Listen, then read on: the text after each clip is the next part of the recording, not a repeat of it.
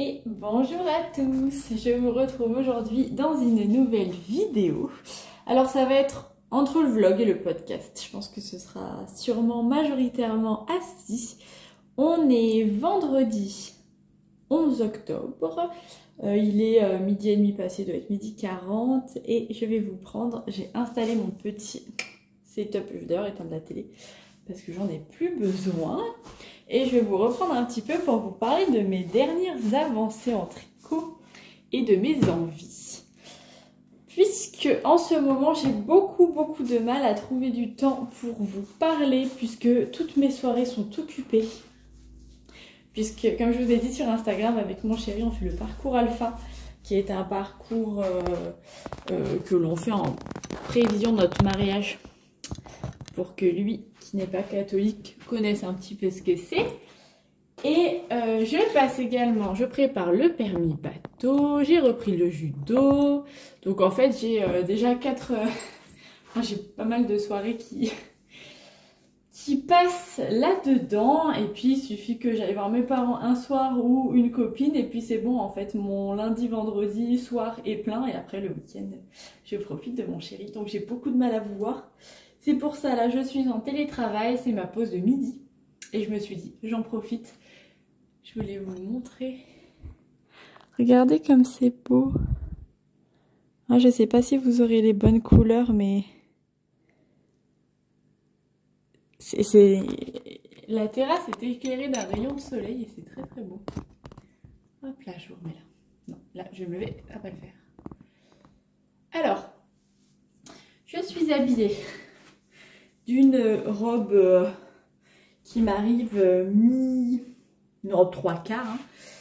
Très agréable, bleu cintré à la taille, et j'ai rajouté mon gilet, j'allais dire mine ruse, mais non, mine ruse c'est pas celui-ci, c'est un gilet de Marguenet, que vous pouvez retrouver le modèle sur Ravelry, mais je ne me souviens plus du nom du patron. Quoi qu'il en soit, vous pouvez le retrouver facilement sur Ravelry.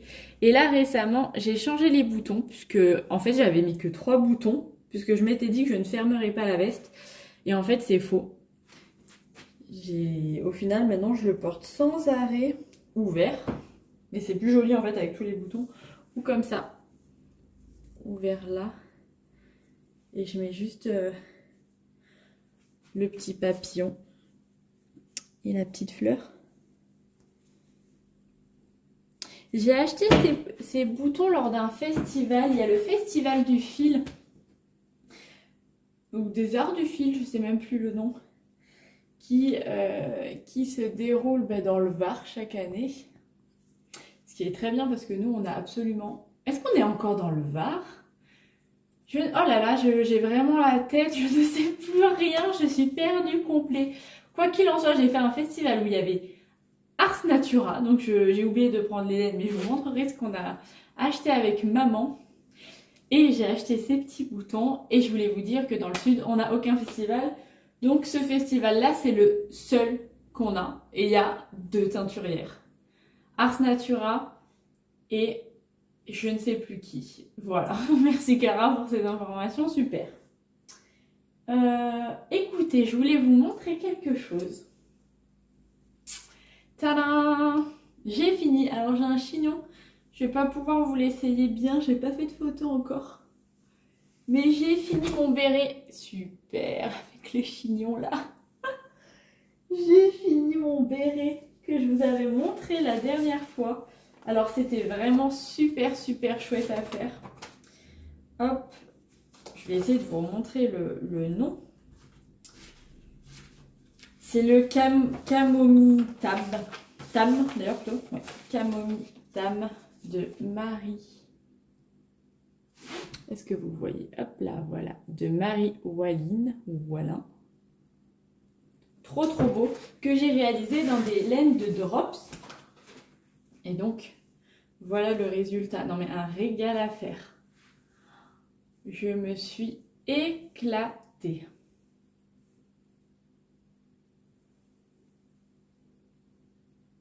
Beau.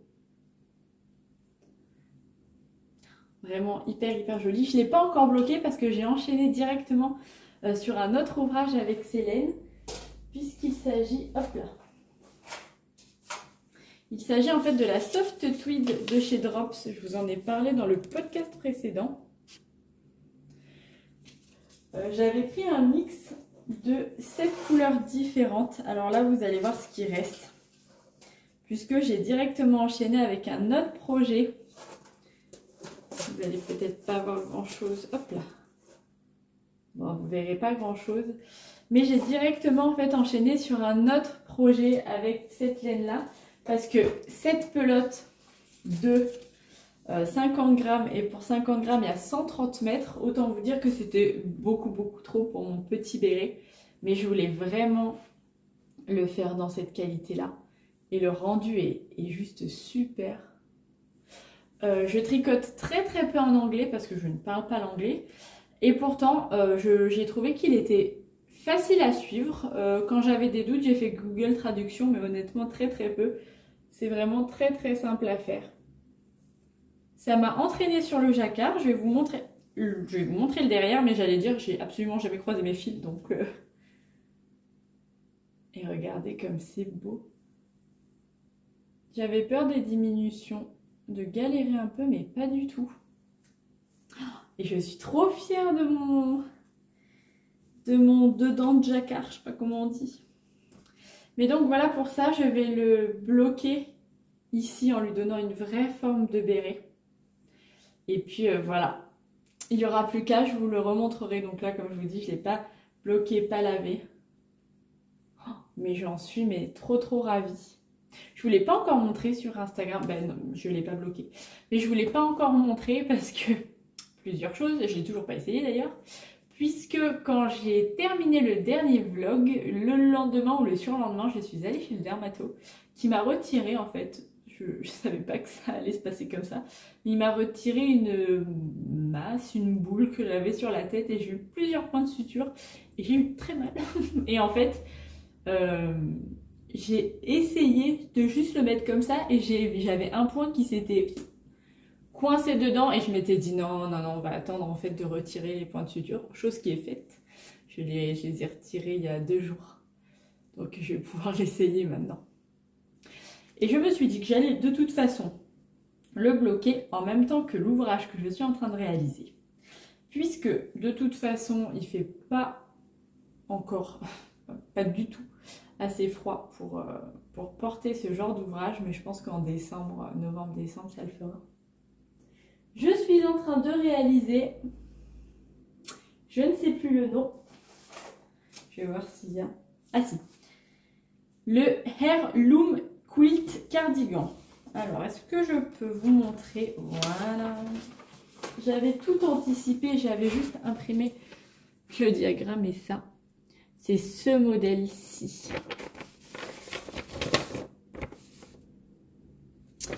Alors, c'est un modèle de Catherine Seeberger. Hop là. Vous pouvez voir son nom juste là. Et donc voilà. Là, je vous remercie, je vous ai fait voter sur Instagram parce que j'hésitais entre 3 modèles et celui qui a été sélectionné, c'est celui-ci. Et en fait, de voir que vous choisissiez ce modèle, ça m'a vraiment motivée. Je me suis dit, allez Clara, fais-le. Parce que j'avais un peu peur de me lasser de faire les carrés. L'année dernière, j'avais commencé une veste en granit et j'ai fait 3 granits. La honte. Alors j'aimerais bien la reprendre celle-là cette année et faire un granit par semaine ou un granit toutes les 2 semaines. Mais j'avais peur que ça fasse pareil et au final, je suis sur une bonne lancée. Puisque, donc ça c'est les laines qui me restent. Donc ça c'est la Soft Tweed. Il me reste ceci dans le coloris crème. Donc quasiment plus rien. Je suis en train de bien, hop là, utiliser ces deux-ci. Donc il me reste pas grand chose. Je peux peut-être encore faire un carré avec les deux ou alors les mettre juste dans le centre de l'étoile. Il me reste encore pas mal de beige parce qu'en réalité ils se font très mal avec mon coloris principal. un petit peu de orange et il me reste encore pas mal de vert foncé parce que je l'ai un peu moins utilisé. Donc c'est en train de s'amoindrir. Et j'utilise, ah ben, il me reste du violet aussi. Je suis en train de tricoter. Et j'utilise comme coloris principal, j'avais acheté 4 écheveaux de cette laine-ci qui a le même métrage que la Soft Tweed. Et je vais voir si je retrouve l'étiquette. Ah si, voilà. C'est une laine, ah c'est une laine des laines paysannes. J'allais dire, je l'avais acheté à Aix-en-Provence dans un pop-up. Donc j'en avais acheté 4 parce que j'avais vraiment beaucoup aimé. Et je voulais faire un ouvrage un peu rustique. Et j'ai trouvé que là en fait le mélanger avec la Soft Tweed ça rendait trop bien. Donc c'est 75% de la laine tarasconnaise et 25% du mérino. Donc retordu avec 3 fils et il y a 260 mètres. Et souvenez-vous, donc 260 mètres pour 100 grammes. Et souvenez-vous, la Soft Tweed c'est de la 130 mètres pour 50 grammes. Donc c'est exactement la même grosseur. Et c'est vraiment super. Coloris gris montagne. J'adore. Et c'est la récolte 2022 que j'avais payé 10 € les chevaux. Donc trop trop bien. Et c'est ce gris-ci. Là c'est mon premier écheveau. Donc je suis en train de finaliser. Je vais bientôt vous montrer mes différents carrés. Mais donc je vous explique un petit peu le projet. Là je suis en train de réaliser tous les carrés avec toutes les couleurs que je vous ai montrées, en mettant plus ou moins du gris. Là, je vais associer pas mal de gris parce qu'au final, j'ai associé pas mal de couleurs. Et tous les détails, donc les manches et les bordures, je vais les faire en gris. Peut-être que je ferai sur les manches un liseré rose, orange, enfin avec les couleurs qui me restera. Et là, c'est un modèle qui se porte ouvert et je me dis que peut-être je rajouterai bien 3 gros boutons en bois ou juste un gros bouton pour pouvoir le fermer vers le bas. Mais je ne suis pas encore sûre et j'y suis pas encore. Donc voilà. Actuellement, je suis en train d'en tricoter un qui mélange ces 2 coloris. Et en fait, j'avais super peur de me lasser. Mais comme en ce moment, j'ai peu de temps de tricot, et ben en fait, je me fais un carré par jour. 1, 2, des fois 3 quand vraiment je tricote à fond. Ça m'est arrivé le week-end dernier. Et puis voilà, en fait. Je commence quelque chose, je le termine et c'est hyper satisfaisant dans la journée de faire ça quand on n'a pas trop le temps. C'est plus satisfaisant que de faire 4 ou 5 rangs sur un pull. Là, on commence quelque chose, on le finit. Et puis c'est trop cool. C'est assez long. Le premier carré, je crois que j'avais mis 2 heures ou 2 heures et demie à le faire. Là, maintenant, je suis plus autour des 1 heure, 1 heure 20. Donc c'est quand même assez long. Mais j'arrive généralement à me dégager 1 heure de tricot le soir, la nuit, entre 22 et 23 heures. Moi, je fais peut-être plus qu'1 heure, parce que j'allais dire, en réalité, je tricote souvent à partir de... Ça dépend, en fait. Ça dépend. Mais oui, on est dans les 22 heures, 21 heures, 22 heures. Et maintenant, je vais vous montrer ce que j'ai réalisé. Donc, il y a 3 tailles différentes dans ce patron. Et selon la taille qu'on fait, on doit faire un certain nombre de carrés. Moi, je fais une taille 2. Et pour la taille 2, je dois faire 27 carrés. Donc, je vais vous le montrer de loin. Mais... Ah oui, je m'étais trompée, j'avais imprimé plusieurs carrés. Est-ce que c'est le même carré? J'ai pas regardé. Ah, il est plus grand. Ça, c'est le modèle de la taille 3 et ça, c'est le modèle de la taille 2. Et en fait, je crois que c'est pour la taille 1 où les carrés sont plus petits, mais il en faut beaucoup plus. Je sais plus. Il y a tout un micmac, j'ai pas encore tout lu. Moi, pour ma taille, il m'en faut 27. Et donc, c'est quand même beaucoup d'heures de tricot, hein, parce que si je mets entre 1 heure et 1 heure et demie, 2 heures à les faire, imaginez ce que ça représente en temps de tricot. j'adore. J'en ai 18. Mon objectif aujourd'hui, c'est d'en faire 2. Alors, je finis le travail à 17h30 et je vais manger avec une copine à 19h30. Donc en fait, je vais déjà essayer d'en faire un. Puisque là, j'en suis à un quart en gros. Il faudrait que j'arrive à faire les autres 3 quarts.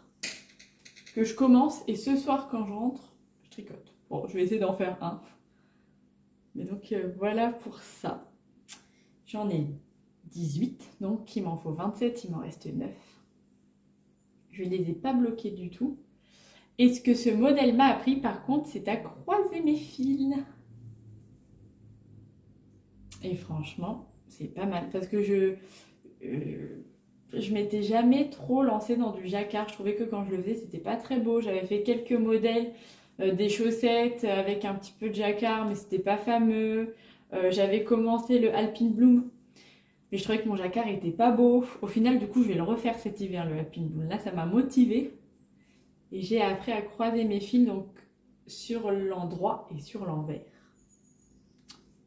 Donc ça, je vais pas tout vous montrer, mais il y a des coloris qui se voient plus ou moins bien. Je pense que je les bloquerai tous au dernier moment. J'aimerais bien vous montrer le premier que j'ai fait, c'est celui-ci. Et comme je venais de finir mon béret, et ben je me suis dit mais c'est pareil pour là, je croise pas les fils. Et en fait c'était affreux, donc j'ai dû tout couper les fils derrière, faire des nœuds. Donc j'espère que j'aurai pas de trou à cause de celui-là. Et puis voilà. Donc je change les couleurs un peu comme ça m'inspire. Là on le voit peut-être un petit peu moins. Il y a un carré où le contraste est vraiment pas joli. Enfin il se voit pas, donc j'ai pas reproduit le... Voilà, c'est celui-ci. Oups là. Où vous voyez le gris et le vert clair, en fait le contraste ne se voit pas. Donc je ramasse ce qui est tombé. Je l'ai fait une fois et puis après je ne l'ai pas reproduit. Et il y a certaines couleurs que je n'ai pas mélangées ensemble parce que pareil, par exemple ce beige avec ce gris, et ben ça se voit pas trop. Alors que quand j'ai pris ma petite pelote verte, je m'étais dit ce vert et ce gris ça va se voir, et ben pas du tout. Donc voilà pour ça, c'est en cours. Écoutez, j'espère que j'aimerais bien avoir fini les carrés la semaine prochaine. Et je me dis que pour faire 2 petites manches qui doivent être grosses comme ça, en déca et une bordure en côte, je me dis que peut-être dans 2 semaines, je l'aurai terminé. Ça, c'est mon projet du mois d'octobre. On n'est que le 11. Je me dis peut-être le 20-25, j'aurai fini. Peut-être pas, mais peut-être. C'est mon petit objectif. Puisque j'ai envie maintenant de me faire des chaussettes. Et ce n'est pas pour rien. C'est parce que j'ai cédé à la tendance. Ça, je les regarde depuis l'année dernière. Depuis en fait que la tendance est diffusée parmi les tricoteuses d'avoir ces chaussures que vous connaissez, je le sais. Je sais que vous connaissez ces chaussures. Ce sont les Ugg transparentes coloris noir. Et je les ai vues à 49,99 € et je crois qu'elles y sont toujours au lieu de 130, je sais pas combien. Donc je me suis dit, allez Clara, tu les regardes depuis je sais pas combien de temps. On a eu quelques jours pluvieux, ça m'a hyper motivée. Et donc j'ai acheté mes Ugg transparentes que j'ai déjà portées sous la pluie. Avec des chaussettes noires basiques, pas ouf en plus. Mais ça m'a donné envie de me tricoter des chaussettes en jacquard. En plus maintenant j'ai pris confiance avec le jacquard. Alors j'ai hyper envie d'en tricoter. J'ai pas énormément de chaussettes. Là j'en porte et elles sont toutes abîmées parce que j'en ai peut-être 4-5 paires. Même pas. Donc je les porte, je les suce. Donc il faut dans tous les cas que j'en fasse d'autres. Mais j'avais un peu perdu l'envie des chaussettes et j'avais plus envie de me faire des tops, des pulls et des vestes. Mais là du coup c'est revenu au galop. Et d'ailleurs pour finir sur ces chaussures, j'ai discuté avec une dame sur Instagram qui me disait qu'elle hésitait à les acheter parce que bah, ça reste des bottes en caoutchouc qui... Alors, elles tiennent chaud parce que ici, la semelle est fourrée. Donc elles tiennent quand même chaud, mais si vous venez d'un endroit dans la France où il fait des températures à 0 ou des températures négatives, en effet, elle m'a dit, les chaussettes en laine, ça va pas suffire. Mais sachez que on les reçoit avec ceci. Et en fait, ce sont des chaussettes fourrées. Et elles sont ultra chaudes. Ça par exemple, donc je vis dans le Var, on a rarement des températures négatives. Et ça, moi je suis pas sûre de l'utiliser parce que c'est tout mout à l'intérieur. Mais si vous avez peur d'avoir froid, sachez que c'est vendu avec ça. Voilà, alors elles sont un chouï petit toutes, je trouve. Chez Hug, ça taille un peu petit. Donc Hug UGG, c'est la marque des bottes. Donc je fais du 38, j'ai pris du 39 puisque je prends toujours une taille au-dessus dans cette marque-là. Puisque pour l'anecdote, ma belle-mère un jour, parce que c'est des chaussures qui coûtent cher, hein, et je les regardais quand je me suis mise avec mon chéri. Je les regardais depuis très longtemps. Et pour me faire plaisir, ma belle-mère m'en a acheté en Espagne. Parce que ça coûte un petit peu moins cher. Elle m'en a acheté des super belles avec des nœuds vertes. Je les adorais. Et elle les a pris en 38, donc ma taille. Sauf qu'en fait, elle ne m'allait pas. Et je n'ai jamais osé lui dire que ce n'était pas ma taille, puisqu'on ne pouvait pas les retourner dans tous les cas. Donc voilà. Du coup, je m'en suis racheté. Ou elle m'en a racheté, je ne sais plus. Parce que vraiment, la famille de mon chéri est adorable. Mais je m'en suis racheté des noirs avec des nœuds en 39. Et donc celles-ci, je les ai bien prises en 39. Et elles me vont très bien. Si je mets juste ma chaussette... Alors attendez. Bon, j'arrive pas à mettre ça. Hop là. Bon, en plus, c'est des chaussettes tricotées moches que vous avez... Enfin, abîmées. Hop. Si je mets juste ma... Comment ? Ma chaussette comme ça, c'est super. Alors, on dirait qu'il y a beaucoup d'espace, mais je vous assure que je suis bien. Mais par contre, si je mets la chaussette... Hop là, vous avez fait tomber. Si je mets la chaussette fourrée... Alors, je pense que c'est parce que c'est la chaussette qui est un peu petite. Celle-ci. Regardez ce mini-pied. Mais je suis un peu plus serrée. Donc peut-être si vous avez prévu de les mettre pour l'hiver, prendre une taille et demie. En fait, je pense que c'est la chaussette qui est trop petite parce que le talon, il m'arrive là. Donc j'ai pas prévu de les porter avec nécessairement, donc je m'en fiche un peu. Ah, c'est du SM qu'ils m'ont mis. Quoique, ça fourre tout le pied, c'est vraiment très agréable. Je passe la chaussette.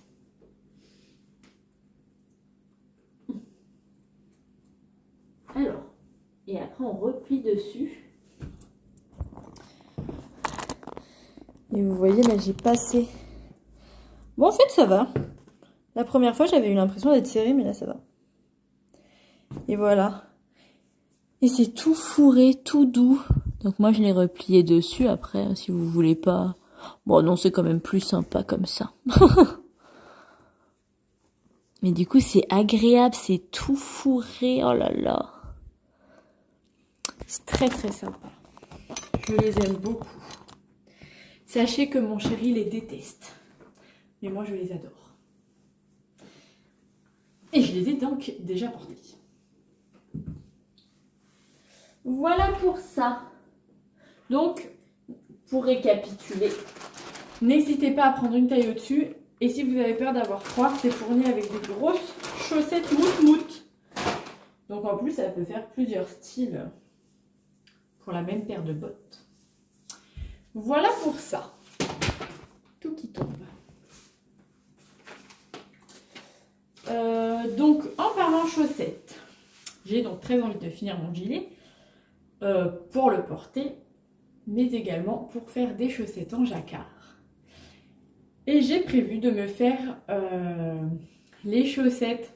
Alors, j'ai les chaussettes de Noël de Lysandre Rodin de l'année dernière, que j'aimerais bien me faire en novembre, par exemple, entre novembre et décembre. Et j'ai Laure qui m'a très gentiment offert les chaussettes Poussez-vous les glands, toujours de Lysandre Rodin. Donc comme j'ai pas encore fini mes carrés pour mon gilet, j'ai pas encore regardé, mais sachez qu'il y a des chaussettes en jacquard qui vont arriver. Et j'aimerais bien également, alors je cherche, hop là, la trousse, terminer ces chaussettes que j'ai commencé il y a peut-être 1 an. Et en fait, ça ne me plaît pas du tout ce que je fais. Alors c'est pratique, mais on s'ennuie quoi. J'ai pris une très belle laine. C'était un kit de je sais plus qui. J'ai pas les étiquettes. Mais c'était un kit teint à la main. Très très beau. Hein, d'autorayante. Et je m'étais dit que pour essayer, j'allais faire les côtes, faire un tube, finir par les côtes et en fait essayer de couper, de rajouter les pointes, talons et tout. Et ça fait 1 an du coup que voilà, c'est en cours. Donc là, je les ai repris. J'ai fait les mêmes finitions. Hop là, j'ai arrêté à peu près au même endroit là. Et là, j'ai enchaîné sur les côtes. Mais alors faire des côtes en mini circulaire, c'est l'enfer. J'aime pas du tout. Mais j'aimerais bien finir ça, faire 2 pointes de talons et pouvoir les porter parce que de 1, dans mes bottes, ce sera trop beau. Coloris d'automne en plus. Vraiment, je crois que c'était un coloris café au lait, mais vraiment c'est ça quoi.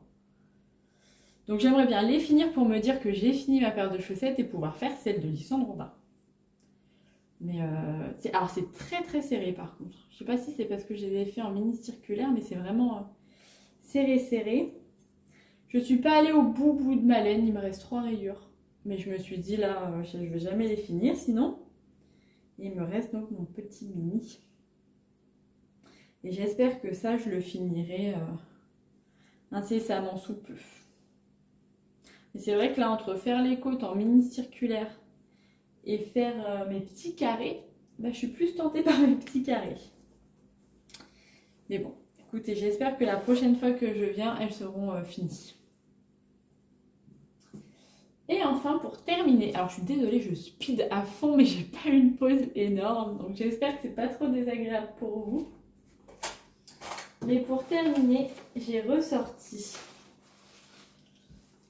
mon sac à projet ambiance Noël que j'avais cousu l'année dernière de broderie Pointe-Croix. C'est pour ça que c'est tout plat. Parce que j'ai bien envie de reprendre, ça y est. En ce moment, il y a un stitch long, donc on brode ensemble sur le Stitchery Along Mystère annuel de The Frosted Pumpkin Stitchery. Vous savez que j'adore ces designeuses de Pointe-Croix. Et chaque année, elles font un Stitch Long Mystère où on découvre les indices. Là, c'est 1 fois par mois et il y a plein d'indices. Et ça nous donne une grande toile à la fin. C'est exactement comme le tricot. Sauf qu'on l'a commencé, je crois, en mai, cette broderie. Et en fait, c'est un thème, les animaux de l'Arctique. Et donc, impossible de me mettre dedans en mai. Jusqu'à maintenant, en fait, qui recommence un peu à faire frais. Voilà ce que j'avais fait. Hop. Donc, je suis sur une toile de lin. Trop belle. Un peu gris chiné. Et là, c'est l'indice 1. C'est un petit renard des neiges. Mais donc, je n'avais fait que ça de toute ma toile. En plus, j'ai l'habitude de broder sur de la toile Aïda, donc c'est plus simple pour les yeux. Là, c'est du lin, c'est un peu plus compliqué. C'est du lin qui est épais quand même, donc ça va. Mais en plus, broder du blanc, enfin, j'étais pas du tout motivée de faire des animaux d'Arctique en été, parce qu'en mai, il fait déjà 25-30 degrés. Et là, donc, on en est à l'indice 7. Je peux pas trop vous le montrer. Hop là, ça passe devant vous. Tic. Donc on a des renards des neiges, un phoque, un caribou, des puffins, comment est-ce que ça s'appelle? Vous savez, les petits oiseaux, un lièvre des neiges, des chalets, tout. Enfin, c'est trop joli. Et là, comme il recommence à faire frais, bah, j'ai bien envie de reprendre cette broderie. Tranquillou aussi, parce qu'en ce moment, je priorise plutôt le tricot. J'ai plutôt envie de tricoter. Mais là, j'ai eu envie de reprendre cette toile avec mon petit gnome. Un petit gnome de Noël. Voilà pour ça, écoutez, j'espère que je n'aurai pas été trop rapide et que ça n'aura pas été trop désagréable. Au final, je vais vous laisser là parce que la vidéo fait quand même déjà une trentaine de minutes. Et avec tous les vlogtober qu'il y a en ce moment, je pense que ça suffit amplement, une vidéo de 30 minutes. Écoutez, je vais retourner ranger tout ça et je vais retourner travailler. Et je vous embrasse très très fort. Et je vous dis à la prochaine. Bye bye!